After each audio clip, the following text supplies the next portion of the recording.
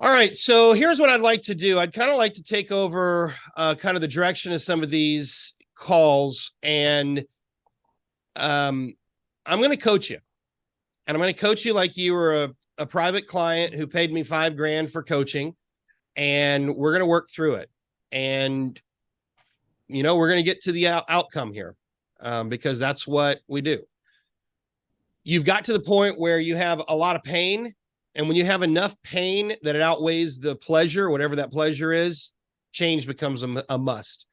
And we only, as human beings, do stuff whenever something's an absolute must. So I think you're in a great spot. It's very painful, but you're in a really good spot. And, for better or worse, a lot of people who are going to watch this later, they're also in a similar spot where they're just in a lot of pain. But Yeah. pain can be a great motivator. It really can. So what I want to do today is I want to get kind of the roadmap down for people who may come back and watch this a little bit later. Let's just kind of set kind of some framework here, just in case anybody's watching for the first time.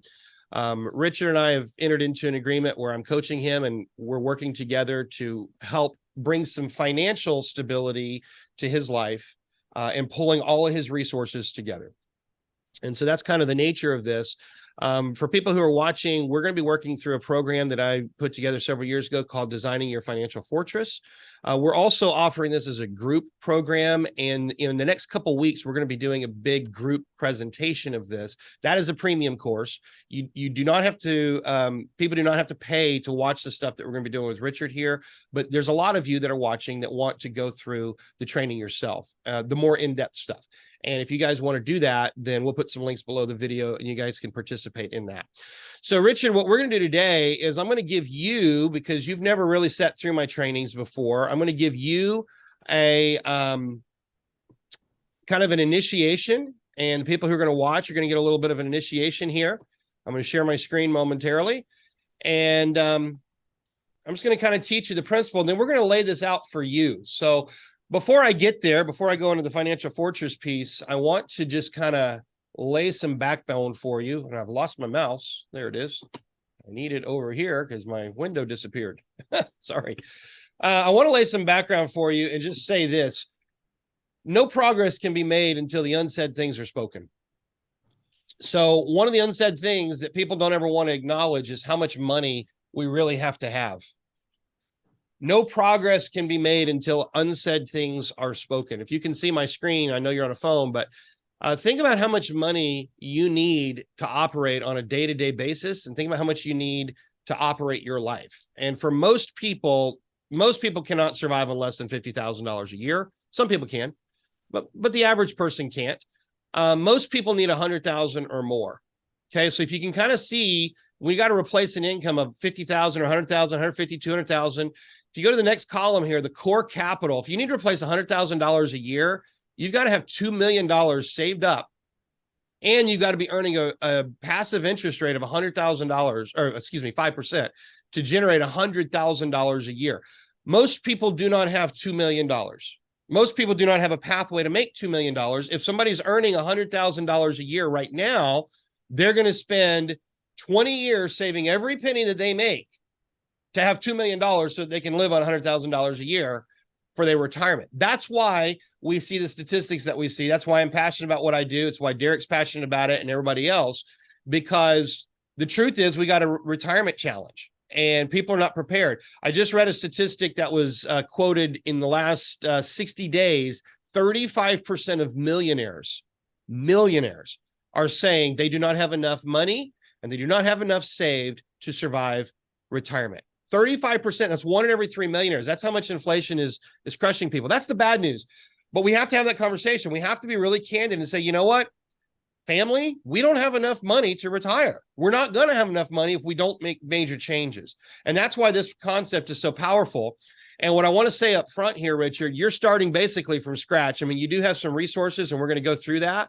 But a lot of people who are watching are starting from scratch. People think that whenever they need to build their financial world, that they have to have a lot of money to start.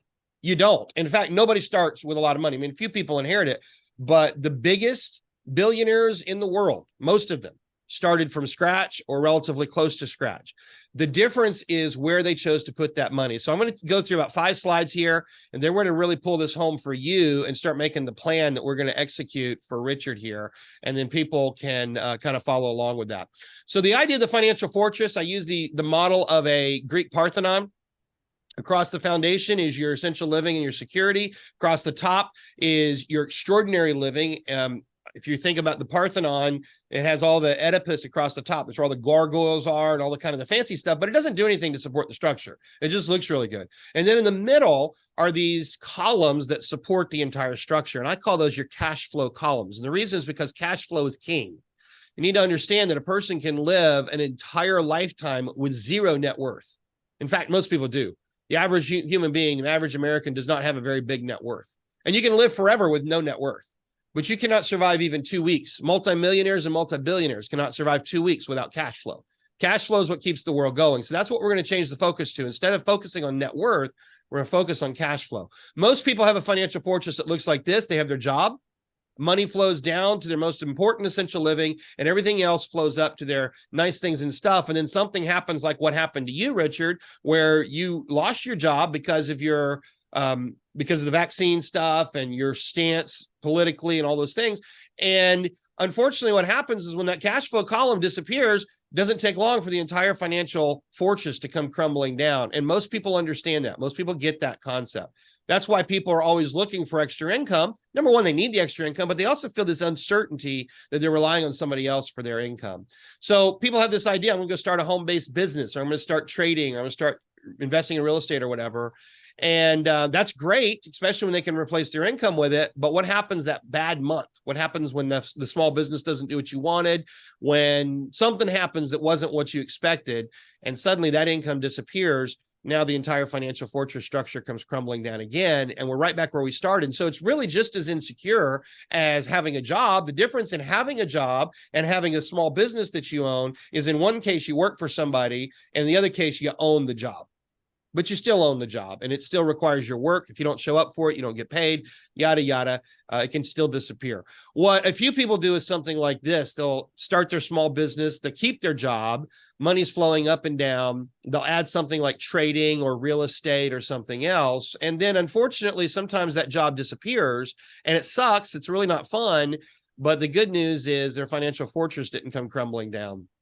What wealth dynasties do, families that you see that have created generational wealth, that have lived and survived over and over, decade after decade, generation after generation, passed it along, they've built something like this. They have multiple cash flow columns. They have it from real estate, trading, they have their businesses, they have other types of income, and ironically, most of them still have some form of a job. Warren Buffett still has a job. He still goes to work and he still pulls a salary. That's not his primary income, but he still has a job.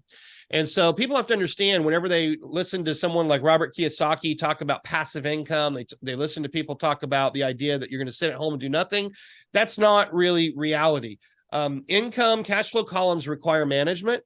But when you think about your personal financial world, your financial fortress, there's a way to design it. And we want to create as many income sources as possible so that if the job disappears, well, now we're not upside down and we're not, the whole thing's not falling down. So with that said, what we're going to do in the big program that you're going to go through here in a couple of weeks, I think we're going to start that January 17th, by the way. We're going to go through this entire planner together. And this is what I'm going to take the people that are going to be following along that choose to go to the in-depth portion. They'll go through this as well. This is about a 50-page planner, and it goes through 7 financial milestones. And I'm not going to hit on all of it right now, but it goes through everything that you need. What I want to focus on for you, because this is where we're getting started, you're in a crisis mode, and a lot of people are there. A lot of people are in a similar spot. What we have to look at is we have to look at your resources and what can we do.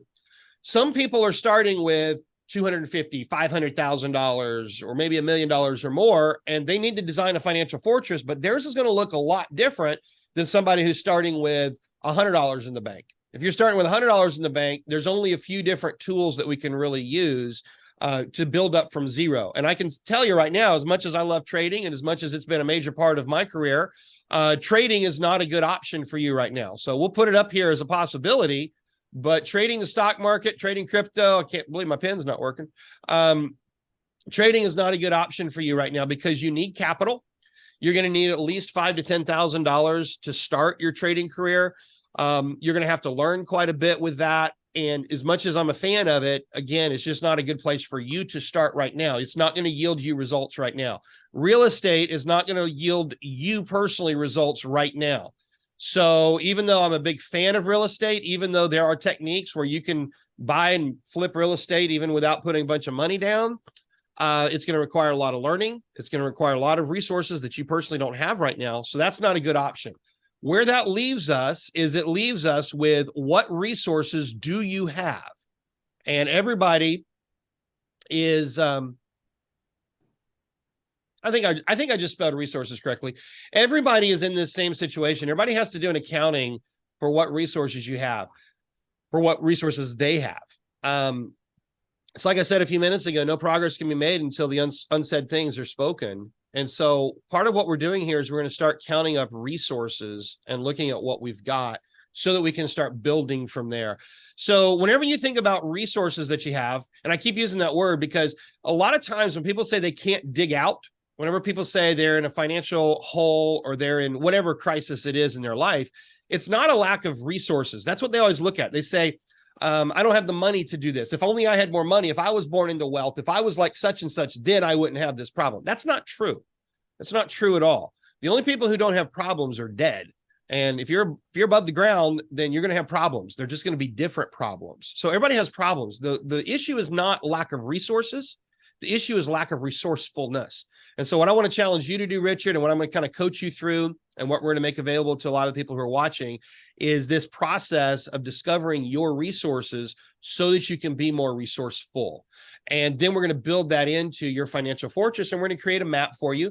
And then I'm going to coach you through executing and getting some of these things going. So right now, off the top of your head, well, first of all, you have any questions about what we've talked about? And then let's start kind of making a list of some resources that you've got. No, I'm with you so far, Jeremy. I agree. I think we should list out the resources that I've got. But yeah, I mean, I'm with you so far. I'm in crisis mode. You know, I've got cash flow problems right now.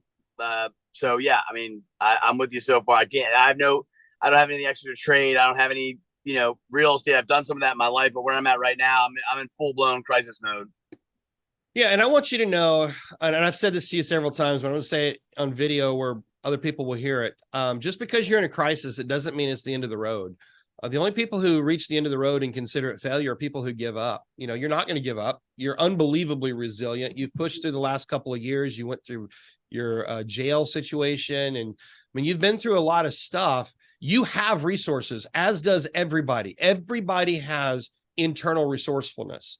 But we have to ignite that. I call it your inner strength. And so we have to really tap into that. So let's start with, first blush, what are some of your resources that you recognize that you have access to right now? So right now, well, anyway, after I get off the phone with you, I have to go deposit a little bit of the cash.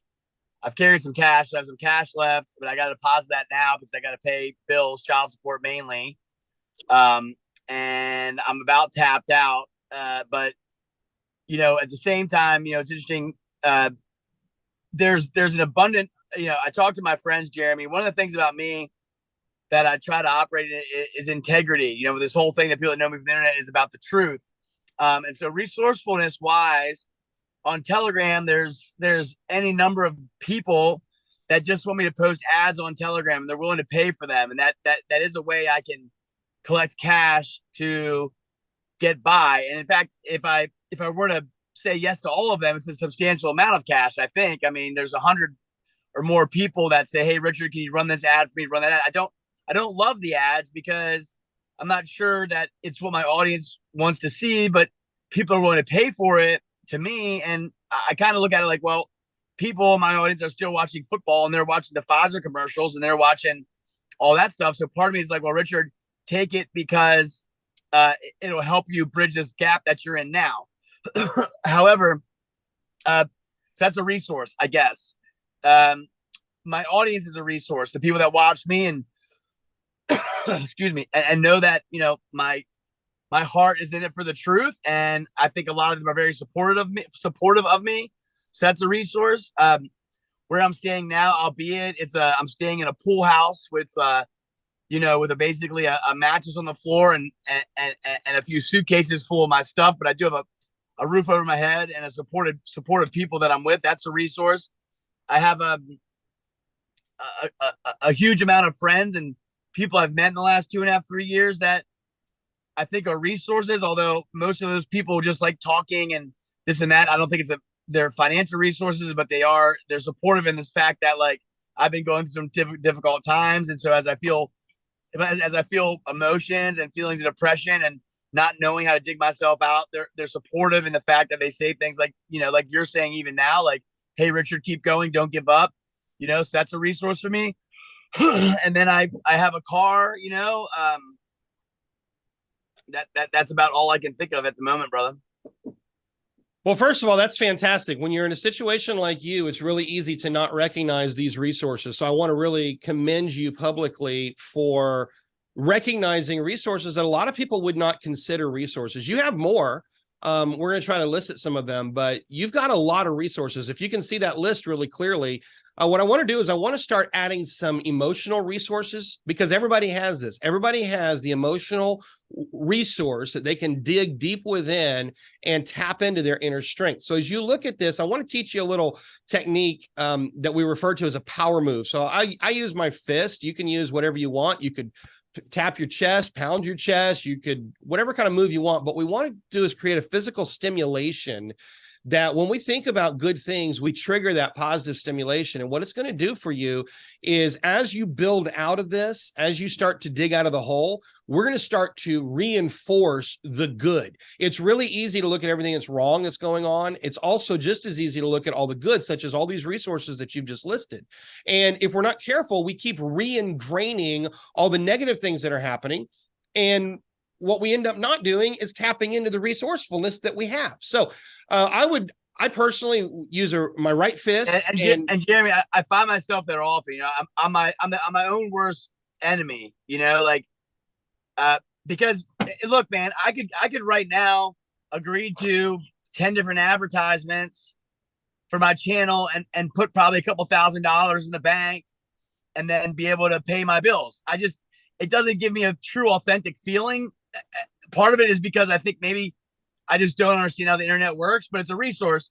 But I find myself saying, what I'm saying to myself, Jeremy, is like, there's got to be a way, an honest, authentic way to make what I do worth something to people that they're willing to pay something for, that can allow me to continue and be in a better spot and eventually have my own place to live again, or whether that's I have all these plans, I have all these ambitions, I have all these ideas, and I want to make them come to pass. But I find myself lately being like my own worst enemy and seeing too much of the negativity versus the things that I can empower myself and others with.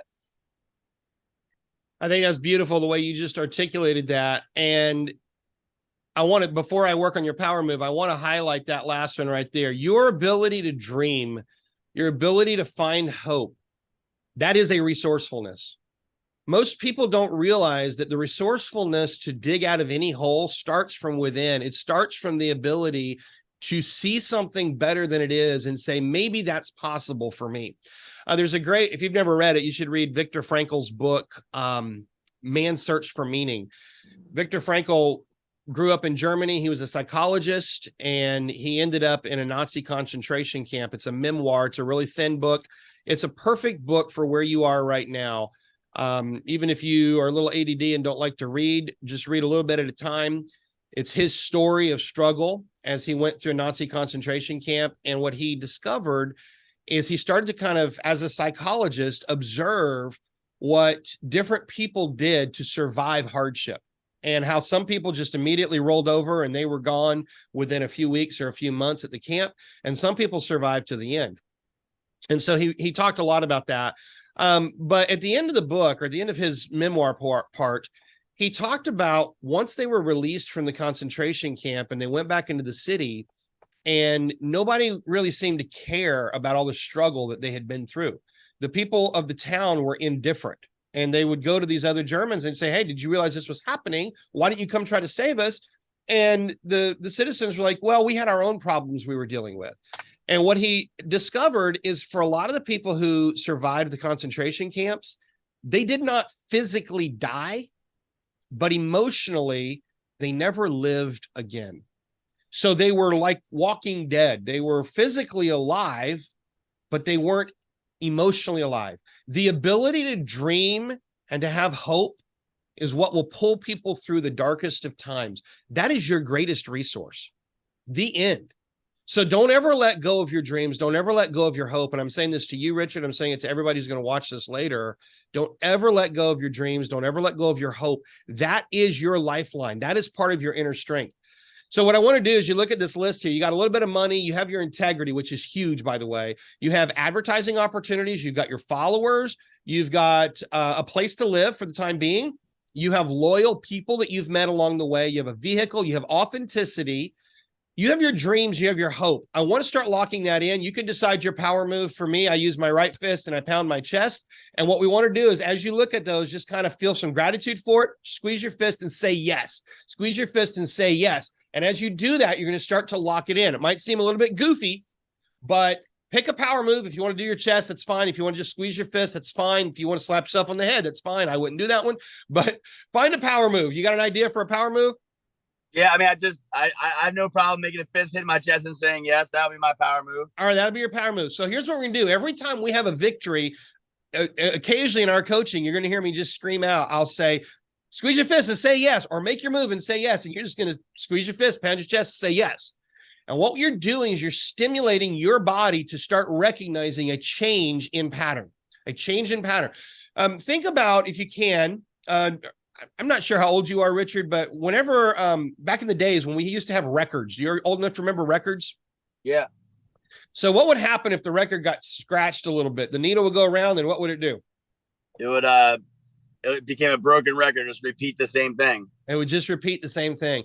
Our brains are like that. Our brains are like a record. And the more you play the story, the more you tell the story of everything that's going wrong, or I just can't seem to get on top, or all these things are happening to me, whatever that story is, the more we tell that story, the more it gets ingrained like a record. And if we want to break that story, if we want to change the pattern, we have to scratch the story literally like you would scratch a record. So we're not at the point where we're going to start uncovering some of those negative stories yet, but we will. And for the people that are watching, this is one of the most powerful techniques that you can use to implement change in your life, to identify the stories that are holding you back, scratch the old story, re-ingrain a new story. And how do we re-ingrain it?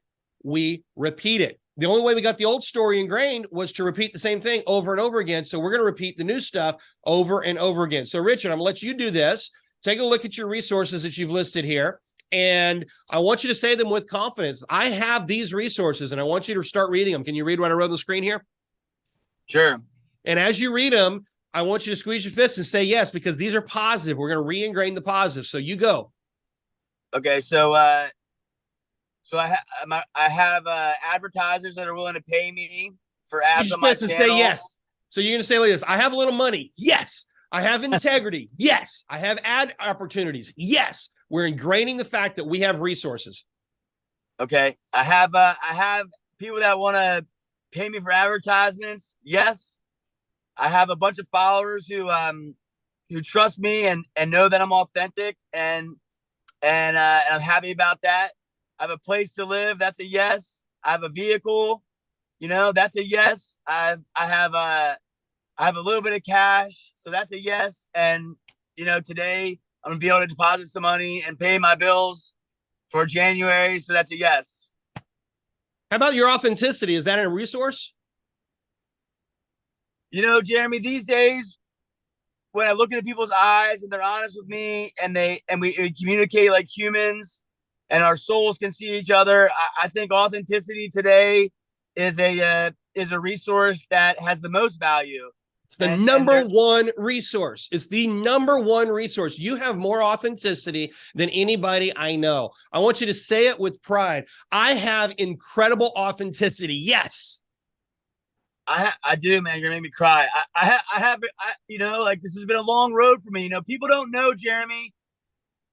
Everyone's come to me with money and an idea, and want to handle me and want me to pick a side and all these things, but I don't, because I have authenticity. That's right. You do have authenticity. I'm not willing to cower or just go along with anything unless I know that it's true within my own self, man. Like that's a big part of who I am.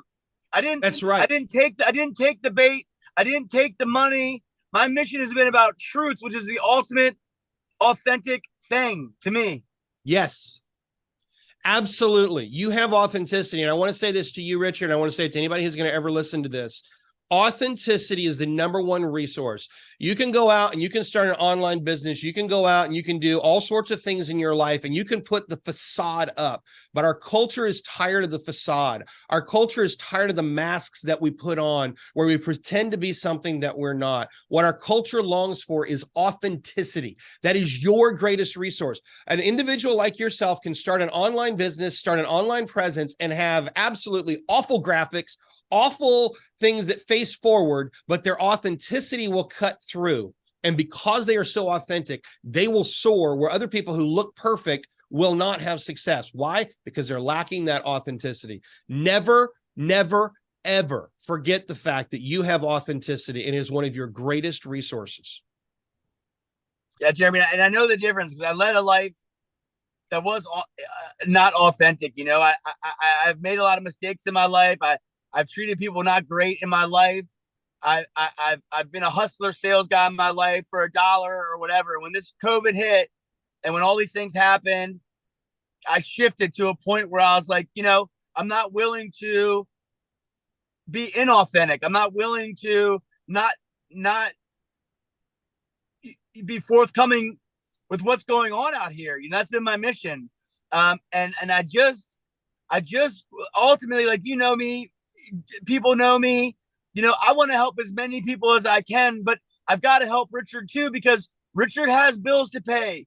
Jeremy, I just want my own kitchen again. I love to cook. I just want to be able to pay rent somewhere and be legitimate again. I feel like I'm not legitimate. I mean, I'm living in and out of my car, man. I don't have anything left. And I know that what I provide has value and I want to keep going. This week, the Brunson case is in Washington, D.C. I want to be there for it. I want to cover it. I want to do all the things that I'm good at doing, but I've got to utilize my resources to turn it into something that is of value, that then I can just, then I can just not feel this heaviness of just struggling. And I want other people to do the same. I want other people to get through this difficult time we're through and succeed, I do. And that's what I really love about you, Richard. And it's what so many people love and appreciate about you is you're just an incredibly genuine, authentic person. So we're going to build from that. Take a screenshot of this if you can. And what I would challenge you to do is I would challenge you anytime you feel discouraged, anytime you feel like you're being pressed down, anytime there's a spiritual attack that maybe you don't even know it, but in the middle of the night, you're just laying there and you start feeling heaviness, pull this list out, add to it, read it out loud, and keep making your fist say, yes, it's true. I have some money. Yes, it's true. I have integrity. I have opportunities. I have followers. I have a place to live. I am authentic. You've got to ingrain the truth because the truth will set you what? Yeah, I was sorry, Jeremy, it's making me emotional. I was asked to speak at an event in DC a few months ago for the January 6th.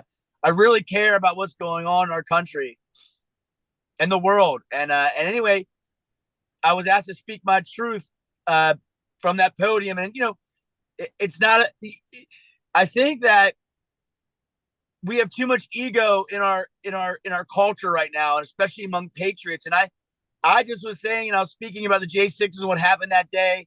And I just said, the truth is what sets us free. It's inherent. It's in all of us. And the sooner we start being about just that, the sooner we can get out of this mess we're in and come together in unity and get out of our ego and get into something that is uniting. I pray about it. I pray about all the people with a microphone right now, all the different podcasts, all the different things trying to get to the game is changing and we've got to unite now. And ultimately we need to unite under the truth and carry that same banner and just really start helping as many people as we can. because I'm out in the world every day. It's different than most other people.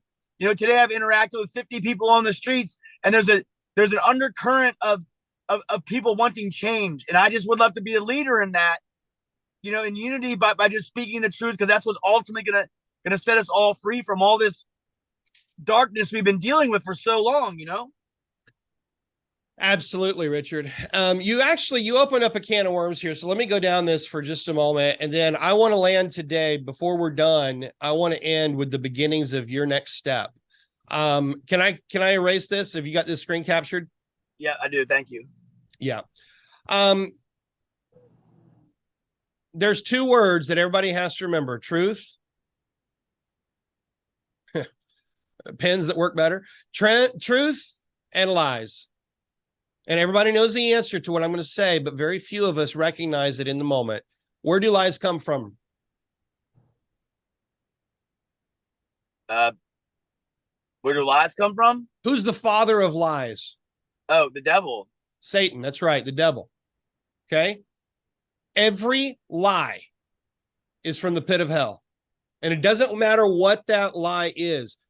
That could be a simple lie of misdirecting the public and saying, hey, look over here, not over there. It could be a simple lie of saying such and such was freely elected when they maybe were not freely elected. Or it could be a lie that is a direct assault on your character that says, Richard, you're not good enough.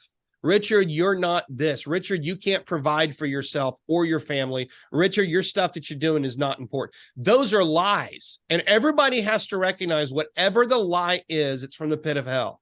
And the only way to get to the other side of that is with truth. The truth will set you free.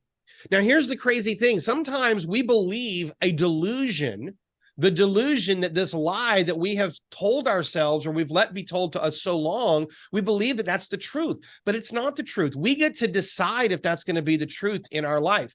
For example, it would be really easy for a person in your situation to say, you know what? I don't have the income I need. I'm stuck living out of my car and bouncing from house to house. And I'm really happy to be at this farmhouse and living in a pool house. But this is where I'm at. This is all I got. It'd be really easy to live that story and say it over and over and over and over again. And that becomes your truth. But it's not really the truth. It's like what Hitler said. If you say a lie long enough and you say it enough times and you repeat it enough, it becomes the truth and people start to believe it. We do that to ourselves, Richard. Individuals do it. The patriots who are listening to this are going to listen to this in the future. They do it to themselves. Everybody does it. And we have the power to change the truths that we choose to believe. If we say the lie over and over again, it becomes our truth. But we have to interrupt that pattern. We have to replace it with a truth statement. And so what is the truth? We just listed a whole bunch of your resources. What is the truth about Richard? When that little lie, when the devil or little demons or whatever show up in the middle of the night and they say, you can't do this, you can't do that, you're worthless this, you're worthless that, whatever the lie is, what do? We stand on the truth and we say, no, that is a lie. The truth is, and we say out loud the actual truth. So what are some of your truths that you know to be true? You've just been ranting. You've been telling me some of your truths. Tell me a couple right now. The truth is that the day of 9/11, I knew what happened and no one cared to hear it. The truth is that I've known a lot of truth for a long time and no one cared. And when COVID hit, people started listening. And so I'm sorry, Jeremy, this conversation is being really emotional. You're doing great. So I took my phone, and I started social media and I just started posting the truth as fast as I could, as long as I could, working hard every day, putting it out there every day, showing the truth. But what I did was I burned the candles at both ends. I spent all the money that I had. I raised the money. I fed the troops. I got by on the Patriots and this and that. And the truth is, I've taken that as far as I can now, and I'm a little bit stuck. But my truth is that I believe in God, and I believe in the good of humanity, and I believe that the followers, I believe that the people are waking up, and I believe the people that have watched me so far are going to support me. And if that means that I have to bridge the gap with some ads now or however, just get by, and you're going to coach me through that to then convert that to something that the people say, hey, this guy, Richard, you know, we believe in him because he's telling us the truth and he's not picking a side. And I believe that I'm going to have my own place again. And I believe I'm going to reunite with my son again at some point. And I believe that the day is going to come where I'm going to be able to freely give back to every homeless guy I run into, to be able to give the shirt off my back to anybody that needs it, to just give more and more and solve problems. That's what I believe is going to happen. But man, I've got to get through this hard time, you know, Jeremy. And I stopped. I haven't bought a pack of cigarettes for 3 days. I got these little nicotine tabs that I'm going through. I'm making the change, and I have some old crutches that I used to turn to, which was alcohol or women or whatever. And I've cut that out because I'm going through a hard time. But I also believe that for lots of us, when the going gets tough, you know, what's your choice? Are you going to give up? Are you going to throw up the white flag? Am I just going to keep playing the same record in my head? Or I'm going to say, you know what, Richard, maybe you can't make it to DC, the Brunson case, but as you build this up and as your followers support you and as we support each other and as we listen to guys like Jeremy and other people that are truthfully about helping us, mankind, to get out of this hole we're in, man, that got dug for us, many of us, without us knowing, we slipped into it. And we're going to climb out together, and we're going to succeed together, and we're going to build a whole new, better place. Yes, a lot of my content is like negative and not uplifting, but I want to do more on the uplifting part. I believe my followers will support me. I believe they know I'm authentic. I believe they know I didn't just take the bait every time it was offered to me, because I could have. And what that's led to, it's led to someone who's not lazy, because it's been true grit that's got me through this. Say that is the truth. The truth is, I am what? I am not lazy. The truth is, lazy. I have grit. Everybody knows it, Jeremy. I post almost every single day out in the world, grinding it out, man. You know, right. I could get behind a microphone, and maybe I will, because I have a lot to say to people. I have a lot that people need to know. But for now, I've cut my teeth showing the truth. I want to keep going. I'm going to keep going. And I know that my followers in some way, shape, or form are going to figure out how to get me to a point to where I have the resources and the income and the money, however it works, to be able to keep going. I have the most ambition. You know, Trump's going to start rallying again. I want to go from town to town and follow the rallies and talk to the shop owners and the business owners and the people in the streets. And I want someone to be with me that can help me produce the content, because no one else is doing it, Jeremy. And I don't say that because I hope more do it. I think the more of us that do it, the better. You know, I want to get a little conversion van so I can have a place where I can sleep and not have to get check out of hotels. I hate it. All these things, I want it to come together. We are in the Great Awakening. We are in a time when the scales are falling, and all I want to do is keep showing that. And I think that's going to have great value. I think my videos are a resource when people say, hey, you know, look what this guy's out here showing. There's no, I don't lean one way or another. Damn, if the Democrats become good, fine, I'll show that. If the Republicans come good, I'll show that. If it's two wings to the same bird, I'll show that. My mission is just the truth. And the world right now is going through a renaissance. And who else is going to show you? I want to show people. So you just told me what you want. You want to show people. You really, truly, in your heart of hearts, want to be a citizen journalist. You're unbelievably passionate about that, Richard. I want you to recognize right now that passion that you have for citizen journalism is an incredible resource inside of you. It's a strength. It is an inner strength. Think about your passion and make your fist to say yes. Make your moves. Say yes. Think about your passion. It's hard, Jeremy, because we've been through so much. You know, we're staring at our screens. We're looking down. I'm a social person. You know, like I want to support my ex-wife because she's raising my son right now. We went through a really hard divorce, man. But I want to fix that down the road. You know, I want to have the money to pay the child support and not think about it. I want to have the resources to show people what is going on out here. You know, I want to look to our fellow brother and sister in Christ and share the love of God and the kindness. I want to join hands with people. I want to show a renaissance. I want to create a whole new world fair. I want to use all the resources, the digital and everything else, to build something much better.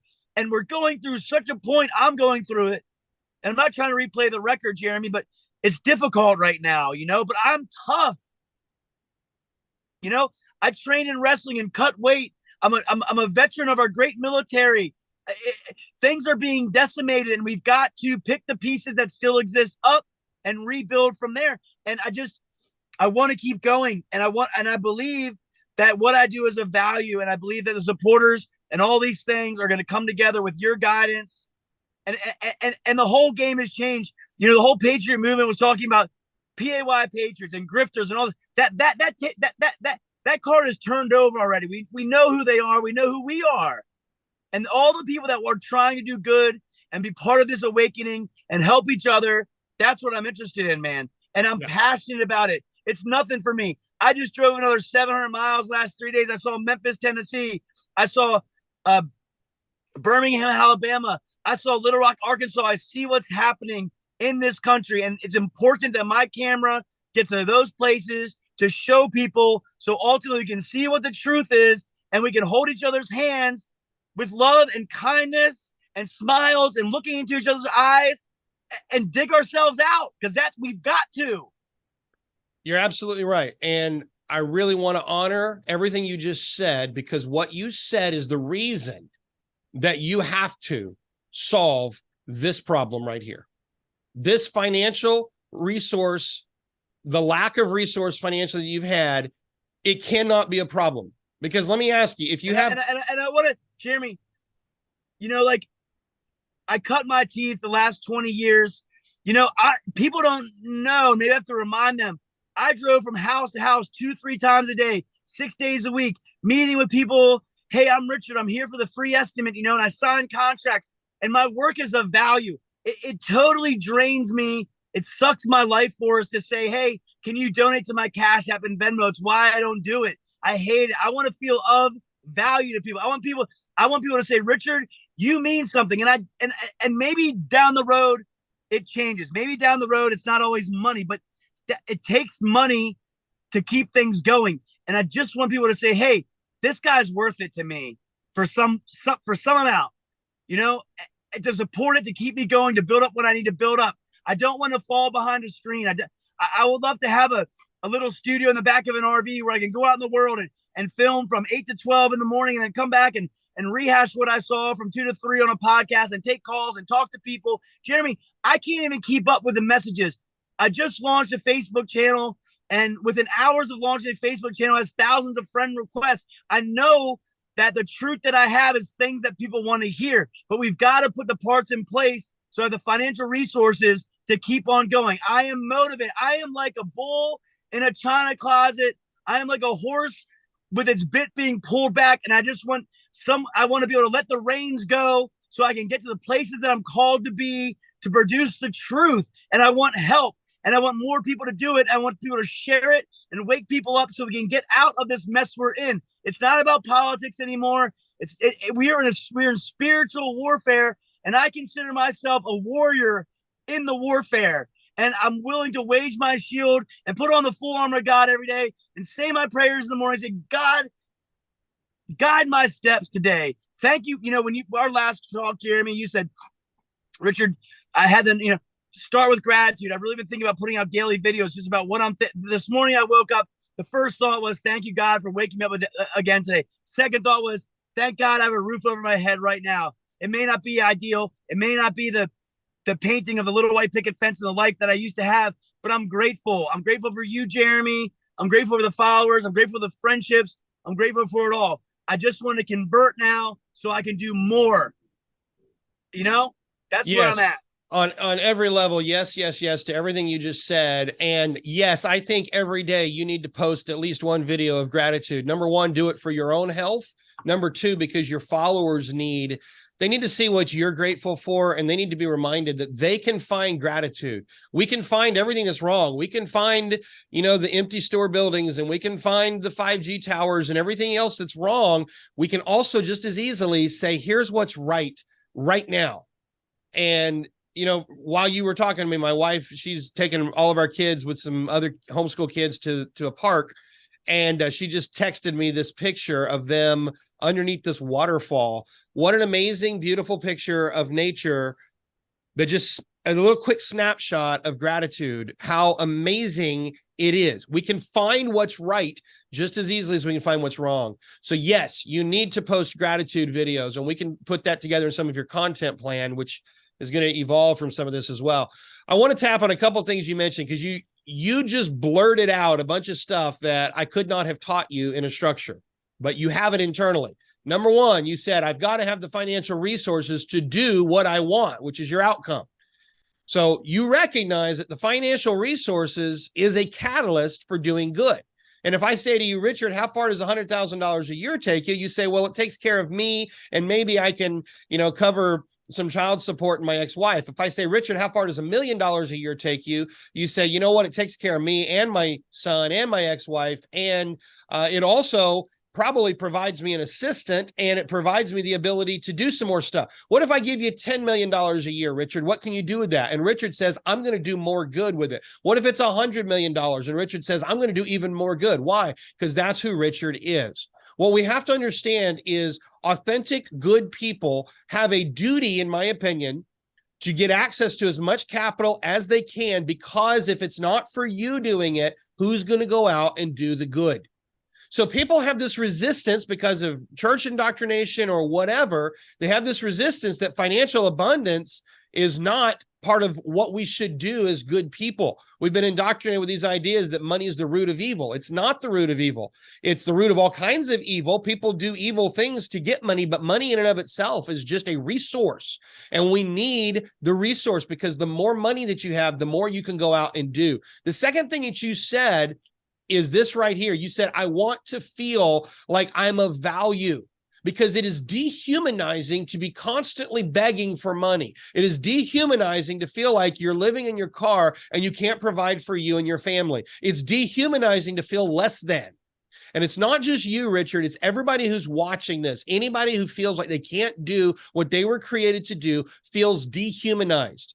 And so it's really important. People get critical of people that are out on the internet making money by reporting or whatever they're doing. They're selling some ad space or whatever, and they say, oh, they're just a patriot, P-A-Y, patriot. Well, maybe, but if you're not giving them a check every month, and if you're not providing for them, how are they supposed to provide for themselves? It is essential as a human being that we provide for ourselves. And it's better if we provide for ourselves and somebody else. And it's even super better if we can provide for ourselves, somebody else, and a community. If you can go out and you can provide enough for yourself and your ex-wife and your son and for 10 homeless people, that's a lot better than just barely getting by. But just barely getting by with $50,000 or $60,000, $70,000 a year, that barely takes care of you. It is our duty as believers, as people who say we are a force for good, people who say we're a force for God, people who say that I've been created for an important purpose, I've been created to do extraordinary things. It's essential that we wrap our minds around the fact that we must break the chains of financial slavery. Everybody must adopt this idea. We must break the chains of financial slavery. You say, well, how do I do it? I work a job. All I get paid is this. Because we have to learn to think different. We were indoctrinated with certain ways to think, and we have to change the way that we think. So let's start doing that right now, Richard. Let's change the future, change the focus, I should say, so that we can change the future. And our focus is going to be this word right here, value. And I want you to write down a phrase, and I want everybody who's listening to write down a phrase. This is how capitalism works. And by the way, I am a capitalist. I do not want a communist country. I do not want socialism. And anybody who has this idea that because you're struggling, everybody else should redistribute their money and they should support you, you are a socialist. Break that idea, because socialism does not work. Don't tell me about Denmark. Don't tell me about some of these countries where you think it works. For 330 million people in the United States, socialism does not work. It did not work in Russia. It does not work in China. It will not work in the United States. The way that we can take advantage of the financial opportunities that are given is to make sure that we preserve our freedom of economy and we preserve capitalism. And you have to understand this. In a capitalistic society, the belief is this, that the capital is best in the hands of the people.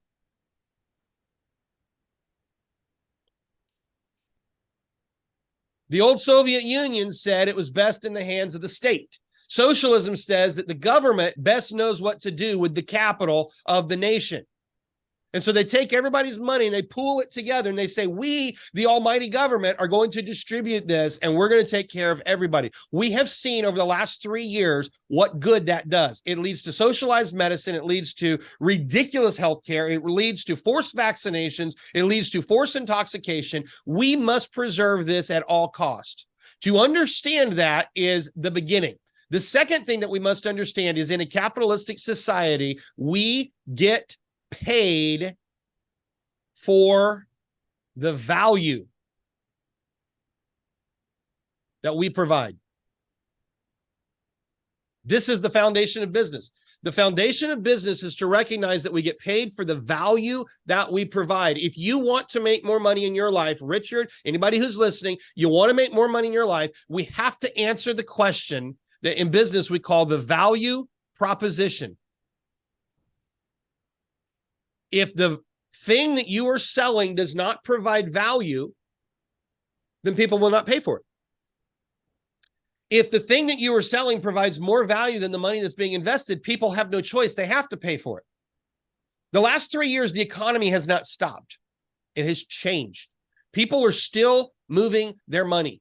People are paying for the things that they perceive of value today. It is the same formula today in 2023 as it was in 1983, as it was in 1963 and 1903, and every other year in history.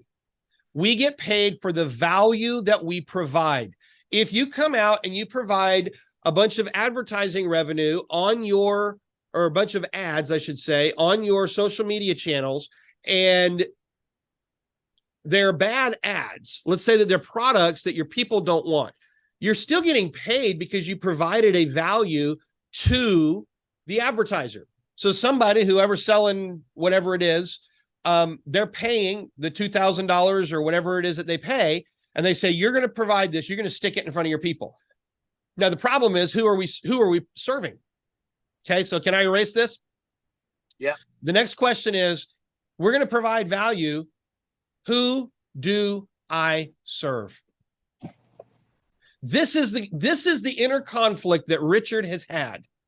Whenever Richard thinks about providing advertising and saying, I'm going to provide for myself, because that is one person I have to serve. I have to serve myself.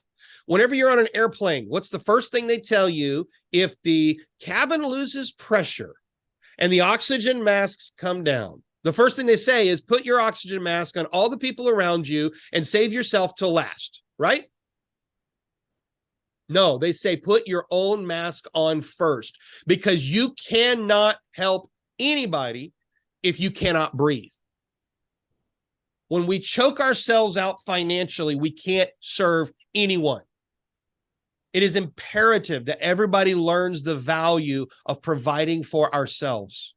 So the first person we got to serve is ourselves, but now we have the audience, and the audience can be an advertiser.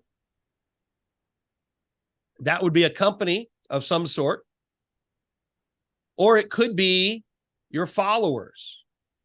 And the inner conflict, this is one of the reasons that people get stuck, Richard.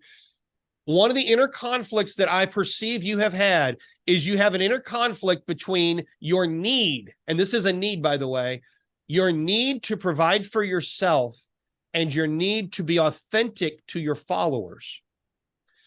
But the thing that you have seen that could be of value for you personally is to serve another company, which does not necessarily serve your followers. And because of that inner conflict, you've had a block.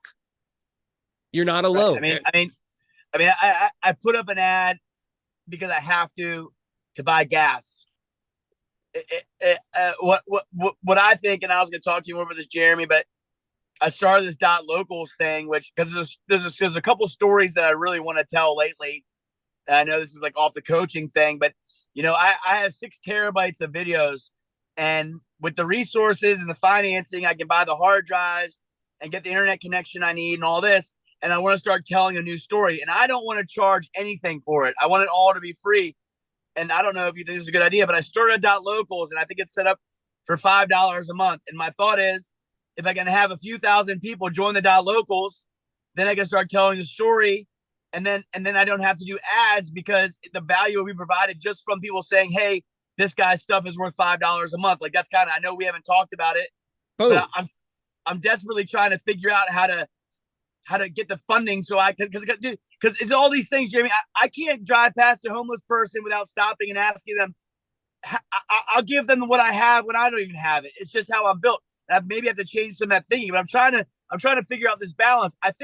I'm personally shocked that I don't have a list of, 50 Patriot companies that say, hey, Richard, just mention my company when you do your videos and I'll pay you X dollars and push the people to my channel or my company. But I don't know where they are. I don't know if it's because I don't take a side or whatever, but I do think the followers support me. So I want to do what makes the most sense from the standpoint of me getting the truth out and then me being supported of what ultimately best benefits the followers. I don't like the advertisements really, but it's become a necessity because I haven't figured out the other piece yet.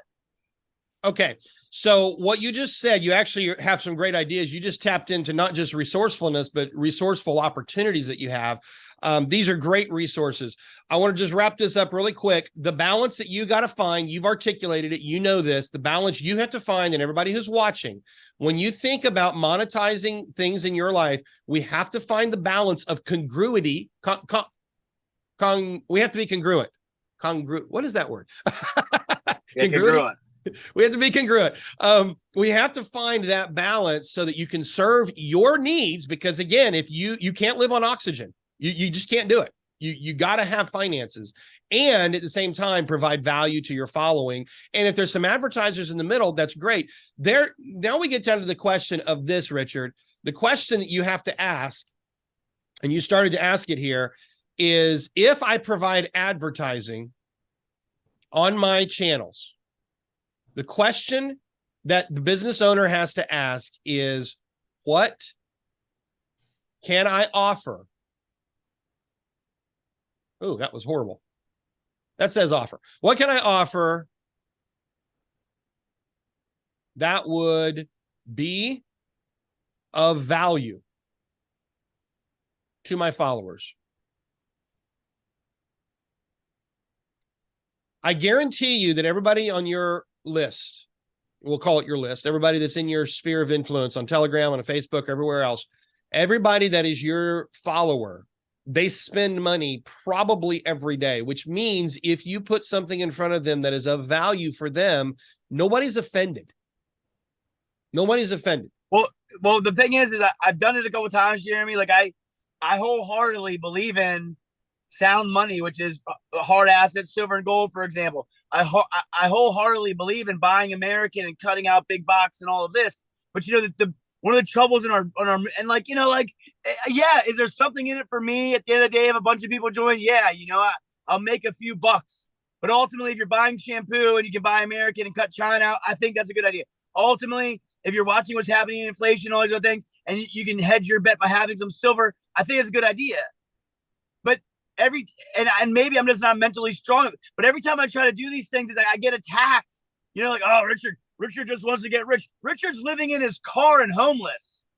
And I'm trying to present things that I think are a true value. And so much of this patriot movement just wants to chew people up like me and spit them out and be like, oh, this guy is just his thing when my work speaks for itself, and to me, if people come into my life, I can tell the difference from someone who's trying to just all about, hey, I've already had a million of those conversations. Richard, promote this, it's what's going on in the advertising sphere. Richard, post this channel. They want to post the channel because they want you to go there to buy some souvenirs. And the sad thing is, if people are offering me money to post a channel to go buy souvenirs, that's what people must still be buying because that's what's paying me right now. That's the reality. And the reality needs to shift. It needs to shift to the time for look, I'm wearing an RCJ t-shirt right now. There's a website I already own that sells this t-shirt. I don't even promote it because I don't think we're in the t-shirt buying time. I don't think we're in the souvenir buying time. Yes, trinkets and everything, fine, blah, blah, blah, blah.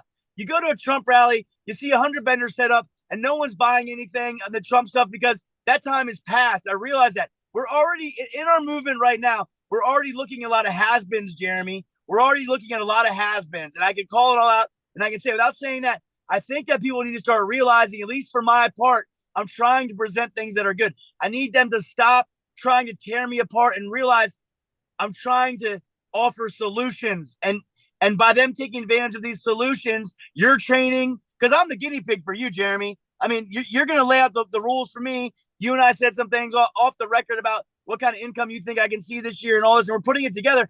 And I want to be a testament of that happening to me. And then I want to use what I've earned to do greater good.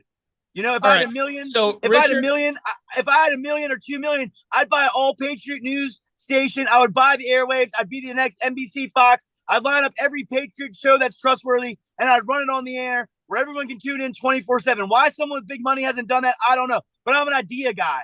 You know, anyway, I'm just saying. But you know, we have too much. We still have too much people that think that this is about something that's not. At least on my part, this is not about money for me. It's about me having enough money because I do want to have a life. But it's about me getting out the truth and helping as many people as we can.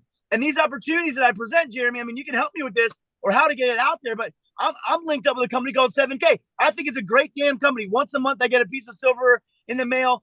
I can order as much as I want. It's exciting to get in the mail. And then you log it into their Sound Money or their it's called their Stack and Sell, which is trademarked. And all of a sudden, the thing you got in the mail is already worth more than what you paid for it. And everyone else is watching their 401ks or whatever the hell else, and inflation and price doesn't go up. It makes sense. But no, when I post it, it has to be, oh, Richard, he's a grifter. He's a PAY. No, we're trying to help each other. We've got to change that thinking. And I'm perfectly. So I gotta interrupt you. I got too many. You got left me with too many open loops. I got to close some of these because you said so much that is spot on. And while you were talking, I just laid out your financial fortress. This is where you're going to start. You just told me all of this. You literally I just pulled this out of you, but you just ranted through this. I'll talk through it. First of all, you've got to understand there will always be haters. Everybody who's listening has got to understand there will always be haters. And for those of you who are going to say to Richard, hey, you're just a PAY patriot, you know what? Your life probably sucks too. He doesn't want to be like you. He doesn't want to live in his car anymore. Okay. Find a way to provide more value. Find a way to provide value. There's nothing wrong. In fact, it is less ethical to be asking for money all the time than it is to be resourceful and provide value. It is the American way to say, I stand on my freedom. I stand on my ability to be independent and to control my destiny. But the way we do that is we find ways to provide value to people. And then we offer that value. And that's what entrepreneurship is. And what you got to understand, Richard, your idea, you say, I'm an idea guy. I'm a vision guy. Okay. I am too. I'm a total idea guy. And what you have to understand is entrepreneurship, true business, is a spiritual calling. A lot of people like to say that business is is nothing but greed. Okay. Well, those people have got some issues of greed, I guess, because here's what I know. I'm a business person. I've been doing business for over 20 years. And what I do with my business is all about helping people. If I don't show up and do my business, those people don't get the help. So Richard, what you got to ask yourself is, who am I going to help with these offers that I'm going to promote? Who am I going to help with my 7K business? Now, let's just think for a moment here and I'll just make up a name. Let's just say, we'll use Richard. Okay. Richard, you have used 7K this year. Okay. You've built a little bit of an income with it. You didn't do a whole lot with it, but you did some with it. That is some money that you have had this year. Did 7K serve you? Yes or yes? Yes, it did. Yeah, it did. There are people that are in your following that need that. By not offering them the opportunity to see 7K, you are stealing their opportunity. There are some people who need the affiliate offers that you're going to promote. There are some people who need the reporting that you're going to push out there. There are some people who need the media outlets that you want to fund and build. If you don't do it, who's going to do it? It's going to be CNN. And guess what? Those people who say, hey, you know what, Richard, you're just a PAY patriot. You're just trying to make money. Well, you're trying to fund changing the world. That is not a bad, unethical thing. That's called a higher calling. When I look at, let's just take a hotel down the street. They just put up a big, really great hotel in our neighborhood down here. It's about 1.5 miles from my house. We didn't have a good, clean hotel for about 8 miles from my house. You know what? Now when people come visit, I have a place I can say, go stay there. That hotel, are they making money? Yes, they're making money, but they're providing a service. That's what real entrepreneurship is. And so you've got to understand that as you're stepping out of this idea of I'm just going to report, and you're moving into this idea of I'm also going to provide for myself and for my son and for my ex-wife and for the other people, you are doing it as a higher calling. It is a spiritual calling. It takes cojones to say, I'm going to step up and not just provide enough for me. I'm going to provide enough for my family. I'm going to provide enough for the people I come in contact with. You know what I hang my hat on? I love the fact when I can say I provide jobs for 15 people. Why? Because those are 15 people who, if it wasn't for me asking for people to buy my products, if it wasn't for me saying, here, I have something of value, will you buy it from me? Those 15 people wouldn't have jobs. That means their kids wouldn't be eating. And so it is a higher calling to step up and say, I am going to be an entrepreneur. It's a higher calling to step up and say, I'm going to provide not just enough for myself, I'm going to provide enough for everybody that I can, so that I can truly make the biggest impact in the world. So anybody who says otherwise to you, you just have to say, you know what? They're negative. They're going to talk bad about everybody, and they're probably unhappy anyway. Now, some of the things that you mentioned, and you did a beautiful job. You didn't realize it, but you did a beautiful job.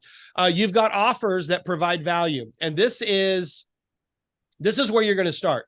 Okay, for everybody who's watching, Richard is going to pay off his coaching with me by providing you guys an opportunity to participate in some of my programs that are helping you. So if it's the right program for you, if you need to learn how to build a financial fortress, if you need to learn how to trade, if you need to learn how to manage your retirement money differently because the so-called professionals have not been treating you right, then my offers are going to be good for you. And that's going to help Richard, it's going to help me, and it's going to help you. It's a win-win situation.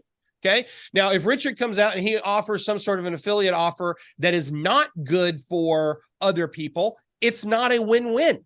And so part of what you have to do, Richard, when you think about the offers that you're going to promote, you say, does this serve my customers? Does this serve my followers? And if the answer is yes, then it's something that has value and you can promote it. And if it's something that you say, no, it really doesn't serve anybody on my list, then you're going to say next. What else? So you're going to provide affiliate offers that provide value. For a lot of people, this is where they should start. If people already had a following, this is a great place for them to start because you can find offers. You don't have to create the product. You don't have to build the infrastructure. All you have to do is share. Okay. The next thing, you've already got it in place, Richard, is your 7K silver business. This business will help.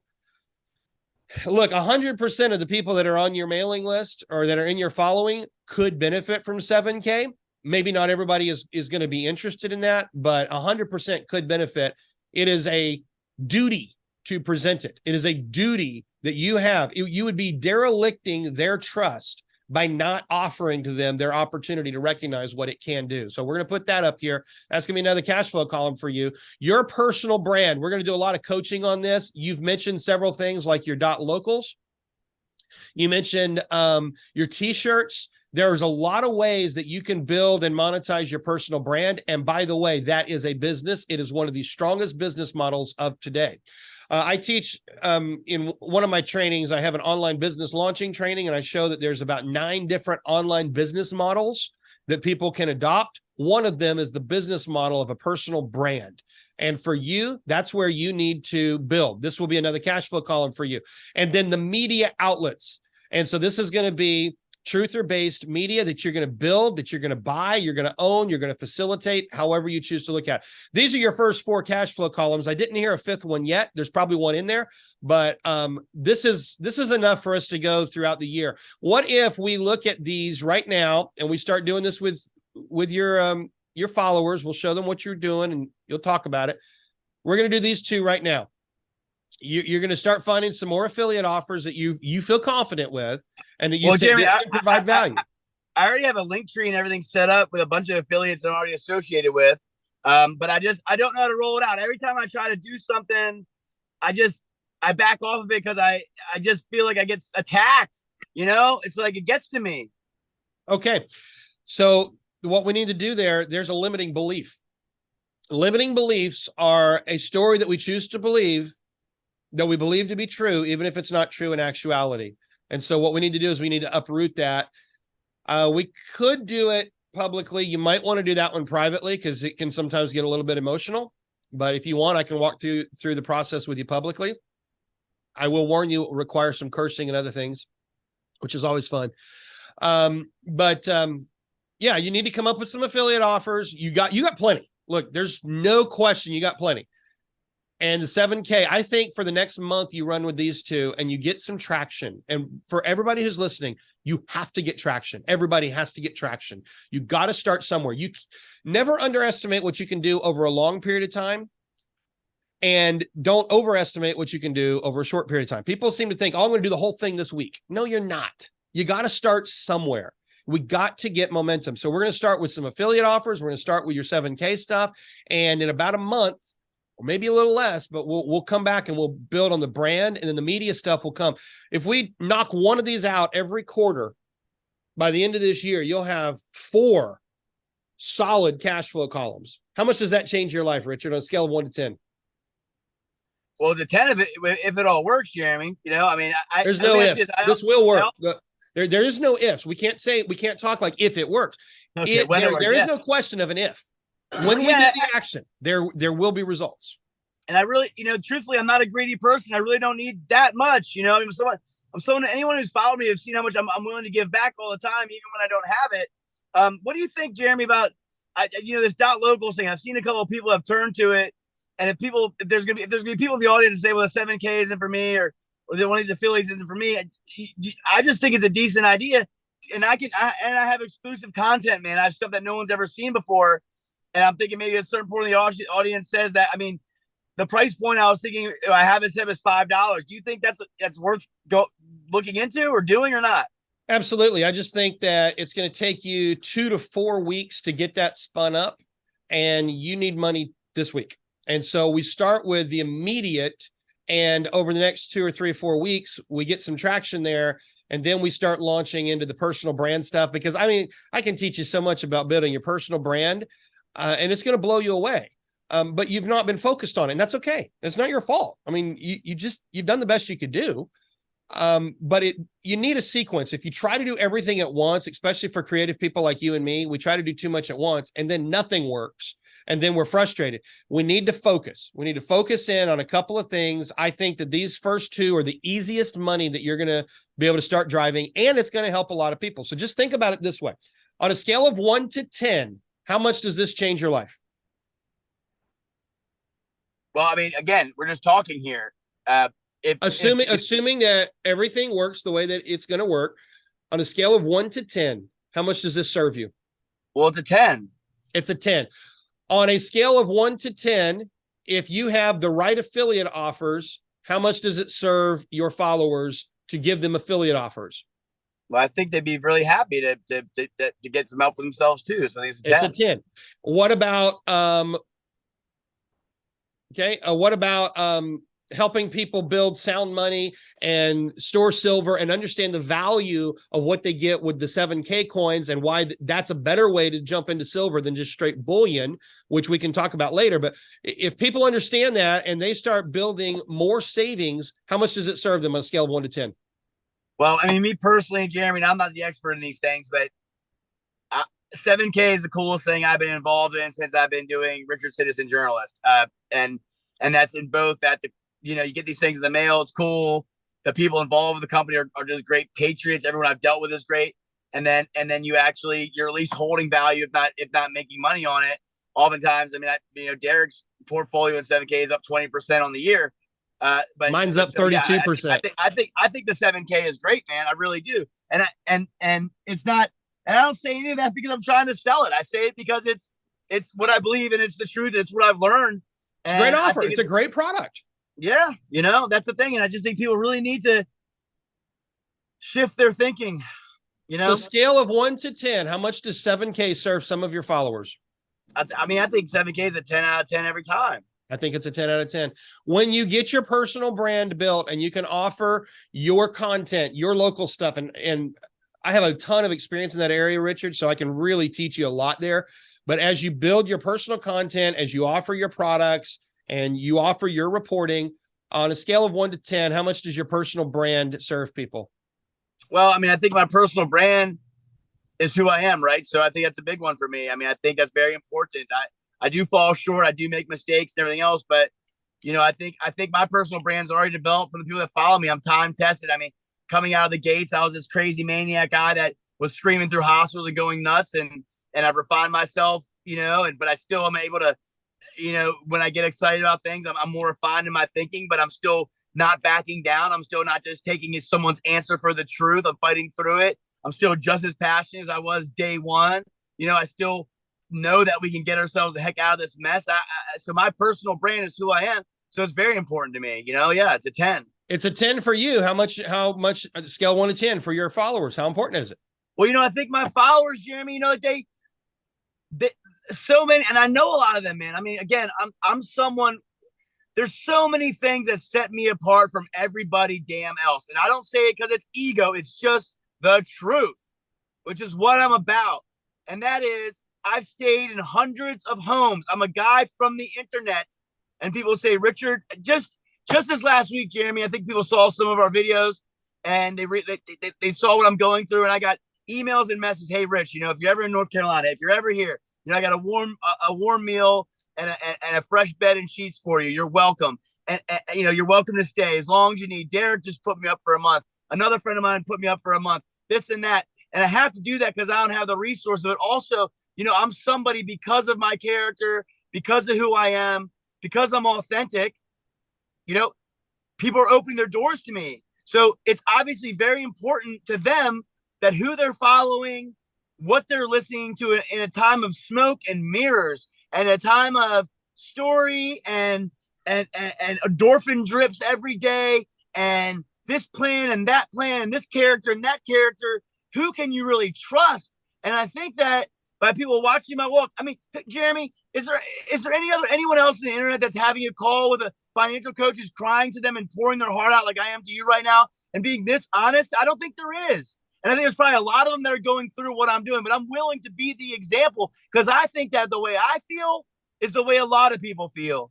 And I agree. I agree. think I know, and when I come into people's homes, I'm someone who's stayed in hundreds of different houses in the last 2.5 years. And I talk to these people intimately. I break bread at their kitchen table with them. I get to know their children, their families. I see their relationships, the dynamics. We're open with each other. We're honest with each other. Some of us have even not gotten along that well at times for one reason or another. But I think that people value real. And I think people are realizing they've been so programmed with these people on suits, reading scripts, with the yada, yada, yada, with the next breaking story nonsense. Who is offering solutions? Who is real? Who is authentic? Who really wants to help? And then you couple that up with me. I'm also breaking the news every day. I'm responsible for hundreds of stories last year that no one would know, where the Mockingbird right-wing media picks it up, never gives me credit for a damn thing. Never says, hey, we got this from Richard Citizen Journals. That we got to break that mold. We've got to come together. We've got to get rid of the ego and say, let's all help one another. And so from the viewer standpoint, from the follower standpoint, I know they're all saying this. They're all saying it to me behind closed doors. They're all so I think I'm the one guy out here on the streets, in the fight, authentic. And I think people value that. I think it's a 10 for them. I think it's a 10 for them to know. Thank you. I'm glad you finally got to the number. Yeah, sorry. Hey, I love your passion. I absolutely love your passion. And listen, anybody who's listening, if you guys will tap into your inner strength of passion, you'll find your passion. Number one, you'll never work a day in your life. And number two, you can accomplish anything because passion drives everything. One of the reasons that people have these sensations that you're not serving anything in life is because they're not working in a career. They're not doing things that are passionate for them. So I love your passion, Richard, and it's going to help you be remarkably successful. All right, here's the last one, your media outlets. When you think about either building or buying media outlets on a scale of 1 to 10, how much does that serve your followers? All of these serve you on a level of 10. How much does it serve your followers? Yeah, we need a great awakening. Just give me a number. 10. It's a 10. It's a 10. So when you look at these 4 cash flow columns, media outlets, your personal brand, 7K, sound money, silver business, putting out value-based affiliate offers that will serve your customers. When you look at that, it serves you on a level of 10. It serves your customers on a level of 10. Is it win-win? Yes or yes? Yeah, yes. Absolutely. Now, let me ask you a question. Richard, if you're walking down the street and let's say it's you and me, Okay. I'll be the schmuck in this story. You and I are walking down the street. There's some homeless people. And you say, look, Jeremy, there's a homeless person. I'm going to go give him all the money that I have left. Does it serve the homeless person? Yes. Yeah. Yes, I guess it does. Yeah. Does it serve you? Yes. It serves your need of contribution, which is one of your 6 human needs. What if I sit there and I say, no, Richard, you're broke. Don't go give him your money. Are you going to stop? Would you let me and I'm just using this as a story, but would you let somebody walking down the street with you talk you out of serving a homeless person and serving your needs? Because it does meet one of your top 6 human needs, which is a need of contribution. It meets your need at a level of 10. It meets his need in the moment at a level of 10. Would you let me talk you out of that because you want my approval? Probably not. Probably not. So when people show up on your channel and they say, Richard, you're a patriot. You're a P-A-Y patriot because you're offering value to people. Are you going to let them talk you out of it? What you need is you need to recognize some people. And I'm going to put this challenge out there. Everybody that's on your channel right now that's listening, some of you need help with your stock market stuff. Some of you need help with your exposure for your retirement fund. Some of you need help getting set up in a 7K type of a business. Some of you need help building and designing a financial fortress. Some of you need all the stuff that Richard can offer with his personal brand. Some of you need the media outlets. Please, in the chat, in the comments, tell Richard how much these needs would serve you. It's not everybody. Not all of you need help with the stock market. Not all of you need help with the financial fortress. I'm asking you to put into the comments which ones of you could be served by designing a financial fortress that will serve you and help you build a wealth dynasty for your family and for your descendants. How many of you can, if that serves you, just type it into the comments. If those of you who are watching, if you say, you know what, I need help with the stock market, type it into the comments. If those of you watching say, I need to get into silver, I need to understand sound money, I need to stop inflation, type it into the comments. And Richard, you need to print those off. People, if you look at what Richard can offer through his dot locals and his t-shirts and his other personal brand things, which you guys haven't even seen yet because we haven't developed it. But when you guys think about that, if you say, Richard, your personal brand is going to serve me, let him know. Those of you who say, I want the alternative media outlets that you can develop, Richard, let him know. And Richard, you need to stick those up on your wall because that's who you serve. I'm going to tell you a story. I'm going to tell everybody here a story. Nobody knows this that's following here. But in 2012, we had a tragedy that happened to us. We had a business. It was a stock trading education company that I started and was running. We were running it out of the basement of our house. And I had 6 employees working out of the basement of my house at the time. And my wife and I, we went on a trip to Florida with our 2 kids at the time. And there was a horrible accident at the house.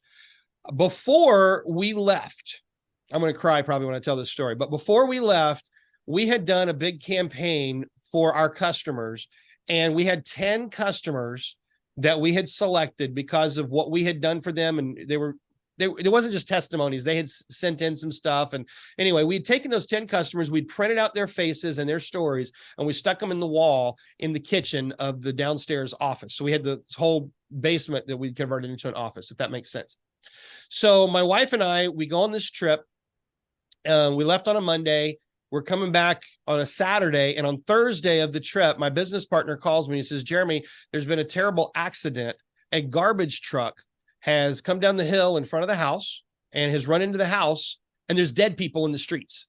And I laughed. I just started laughing. I was like, you're just joking. This is funny. He's like, no, seriously. And he sends me a picture. And this house was at the bottom of a huge hill, and a 16-ton garbage truck. If I had known I was going to tell this story, I would have brought some pictures.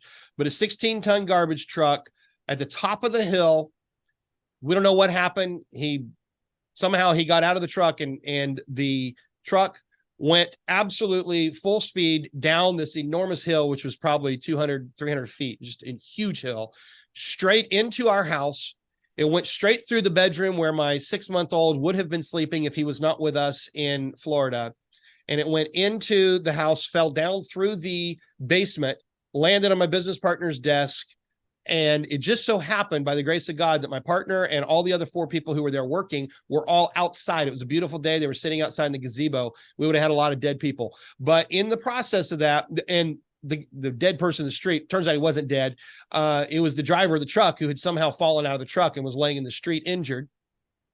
And here's the point of this story. So he calls, tells me, I fly back to Nashville to that night. I got on a flight and I came back to Nashville to assess the damage because this was a house that we lived in.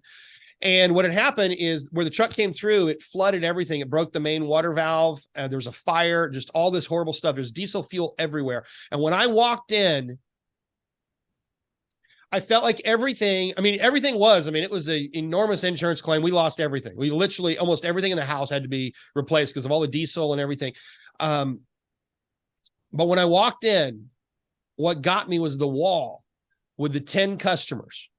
And I was faced that financially, I didn't have to work at that time. Financially, we were doing unbelievably well. I didn't have to do it. And I was faced with the decision. In that moment when I walked in, I saw those 10 faces and I said, that's why we have to get up and do this again tomorrow. I'm telling you this story because I want you to know the importance of the people that you serve. You need to put in front of you the people you serve. And everybody who's listening needs to put in front of them the people that they serve. Because when I looked up there and I saw the face of Linda Bastian, and I saw the face of all these people that we served and how we had changed their life, I was reminded that I'm not working for a paycheck. I'm working for a mission. That changed my life in that day. In the moment of tragedy, in the moment of chaos, in the moment where everything was lost, and it was. I mean, it took us 3 years just to get the house rebuilt to the point that we could rent it. But everything was lost. But in the middle of that, what pulled us through was the people we serve. There is no greater force in the human psyche than the need to remain consistent with yourself and the need to feel like you're contributing and serving other people. When you know you're serving other people, you don't have time to be depressed. When you see who you're serving and you're connected with those people, you don't have time to feel sorry for yourself because you're focused on other people. These items that you have identified today, and you did a beautiful job, serve other people. Do not let somebody else steal your joy of serving, and do not let a naysayer steal your customer, your follower who you're serving. Don't let a naysayer steal their opportunity to have what you're providing. Okay. Thank you for that story, Jeremy. Yep. I do think that that's how I look at it. You know, my mission is one of service, and ultimately I'm just trying to bridge the gap of, and my service is extensive. You know, I mean, if I just was doing a home-based podcast, you know, I could put the pieces together and probably do that reasonably easily. But that's why I need a lot of your guidance, because I need a decent amount to continue the missions that I'm doing with all the market factors. I'm a boots on the ground guy. Yeah, I'm one of the only people doing it, and ultimately the way I think of it is I do it because I'm passionate about it, and because I do think that I'm of service. Ultimately, that's what I think: the good, bad, and the ugly. And so I just want to put these pieces together. So So I guess offline, you and I will come with a plan of how I'm going to post and what I'm going to do about this affiliate. And I guess we'll hold off on the dot locals for now, and then we'll do 7K, and that'll be our first cash flow thing to keep me up and running and get my bills paid for now. And then as time goes on, we'll talk about my own personal brand, and I'm just reading my notes here, and then just some of the media stuff. Yeah. I want to be clear. The personal brand, we're not going to let a lot of grass grow under that. You can do anything. You just can't do everything.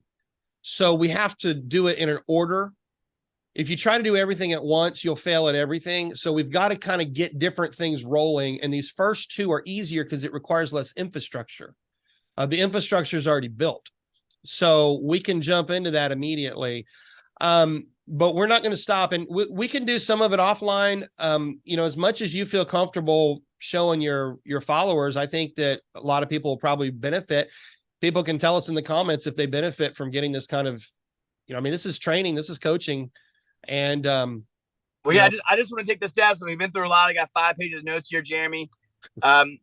So, and we've identified a lot of stuff here as we're going through this. So, I mean, I think if you can get the zoom out and let people see it, because I think it benefits them. I think people have a need. I think people have a need for what you're talking about. I think they want to know probably more of my story, what I'm going through. I think there's probably a lot of people rooting for me, Jeremy, at the end of the day. I mean, I know you and all the people that are in my circles are like, Richard, it means a lot.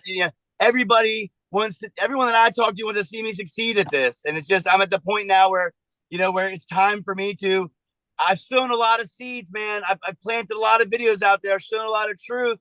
And in my view, I'm just getting started. So it's like, I want to continue the missions, but I'm at the pinnacle point of, and I haven't crashed down. I've been a little depressed after the last election. I've gone through some stuff, as we all do, but I'm motivated.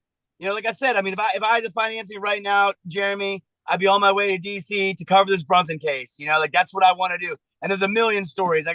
So let's put together the pieces. Let's get the effort underway to get the financing in order so I can keep going. And hopefully it'll benefit a lot of people. And then I think there's also opportunities for other people to look from you and other affiliate programs at 7K. I mean, there's money making opportunities, all this. And I'm convinced people have gone online with making a lot more money than ever before. That's why we see less people out. So, let's start here offline. You and I can have a call or what the post is going to be about getting 7K up, or posting even your affiliate link to the debt free in 23 financial fortress. Because I want you to succeed. I want me to succeed. I want everyone to succeed. And I think we can together. We've just got to do it together. Yeah. Let's come up with some action steps. And, in general, I like to try to keep these coaching calls to about an hour. That's usually what I do. I thought this was a really great call. I hope you did as well. I think your followers will. But I like to try to, just so everybody knows, we're going to try to keep them to about an hour or less. But let's give you some action steps. This stuff, I've written this down. I assume you've written down these cash flow columns. If you decide to change some in the future, you do. We'll deal with it.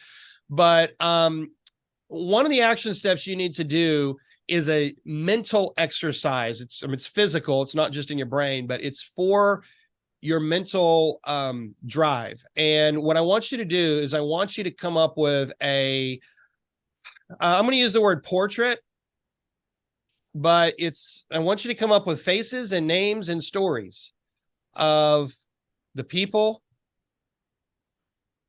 that you serve. And I'm telling you, and you got them, you've already got them. Heard you talking about them. You just have to think about them, spend some time. And as you think about the people that you serve, the people that have told you how much you meant to them, and other people, hey, if you guys are watching this video, put it in the comments. Tell Richard what you think. Tell him how much you love him and what he has meant to you. As you think about the people you serve, you will find an inner strength to rise up, because you cannot serve people if you cannot breathe. You cannot serve people if you cannot financially make it from month to month. So you've got to focus first on who you're serving. And then you say, because I have a responsibility to serve these people, I have to go earn as much money as possible. And then here's the second exercise I want you to do. I want you to dream a little bit. What if I had $200,000 a year? What do you do with it? If you had $200,000 a year, how do you spend it? You say, because we've been conditioned to say, oh, I don't need that much money. Of course you don't need that much money. It doesn't matter what you need. What matters is what you're going to get. So the question is, what can you do with $200,000? What if I had $200,000? Then I want you to do the exercise. What if I have $1 million a year? One of the reasons people don't have money is because they can't conceive it. They never took the time to say, what would I do with $1 million a year? And if you don't know what you would do with it, it's never going to show up. So what if you had $1 million a year? What if you had 5 million, and then we're going to do 10 million? Okay, so you got 4 things here. What if I know I've got $200,000 a year? What do I do? What if I know I have $1 million a year? What if I have 5 million? What if I have 10 million? And the answer is going to be very revealing, because you will hit a point where you say, I don't know how to meet my needs anymore. I can't spend all the money. I can't buy another luxury this or another luxury that. I have to do something else. And immediately, where does it go? It goes right back to serving other people, because it's the only place you can go. And when you recognize that $10 million a year allows me to serve people better than 200,000 a year, there's a different drive, because making money is not about making money now. It's about serving. How many people can we serve? Do those two exercises, and I want to be able to talk about that. If you want to do it publicly, fine. If you want to do it privately. For those who are watching, I've given Richard the opportunity to not reveal everything, because he is an individual. He's a private person, and he deserves that choice to not be that vulnerable all the time. So if you choose to share it, great. If you choose not to, then we won't. But this will really give you a lot of focus on why you're doing stuff. Answering the why is really, really important. Answering the why, because you're not driven for yourself, Richard. Some people are, but you're not. I mean, I can tell you for sure, significance and, making sure you feel comfortable is not your drive. So we got to dig deep and find what drives you. Okay, well, I got the steps written down, Jeremy. I guess offline, let me know about how we're going to post these things to start driving some cash flow, because that's got to happen soon. Yeah. And then I'll work on these steps. And then when do you want to talk again? Let's maybe middle to the end of the week. If not, let's not let more than a week go by. But if we can do 2 a week, that'll be great. And, for people who are watching, if you guys want to go on this journey too, I'd like to get a group to go through the Designing Your Financial Fortress together with Richard. I think we're going to start this on, if Tuesday is the 17th, that's the day we were looking at. And we're going to teach it live. That you can also do the on-demand, which is already recorded. You can start working through it. We'll put some links below. You can go through this. You can get the whole planner yourself and go through it so that you can apply this to your life. And listen, we're going to be totally transparent. When you do that, you're serving yourself by giving yourself access to training and content that's super, super valuable. You're helping me, you're helping the empire that we support over here, and you're helping Richard as well. He will get a piece of that. That's going to be an affiliate offer for him. So if you guys want to go on this journey with us, great. And if you don't, it's fine. It's not for you. Not everything is for everybody. But you can click the links below. Richard, thank you. I really want to honor your willingness to be vulnerable today. I think you made a lot of progress. What do you think? Yeah, I feel better. I mean, I got to cry a few times, got to drain a lot of emotion. I think you helped me get out of my kind of stinking thinking, if you will. And I think a lot of good things. Doing some gratitude videos every day, I think is great, and just realizing that I am of service and what I do has value, and I just want to convert it now to do bigger and greater things in my life. And I think I've proven myself for who I am. I think at this point, there's very few people that can question it. And so now it's just time to take the next steps. And I'm glad that I have you, Jeremy, to help me through this part, because that's the thing. I do need help. I don't think I'm the best businessman. If I was, I probably would have converted on this a long time ago. But there's a lot of opportunities, but I was just so focused on just getting to the truth. But at the end of the day, it does cost money to get gas. I do want a home. I do want a relationship with my son again. I do want to be, there's a girl that I love, and I'd love to be able to pursue her, but it's a money. It's a holdback of money. That's what it comes down to. So if I can solve that, I can get some of these things that I think we're all entitled to. I think everybody should have these basic things. I chose to walk away from it all. I chose to make these decisions. I don't regret it.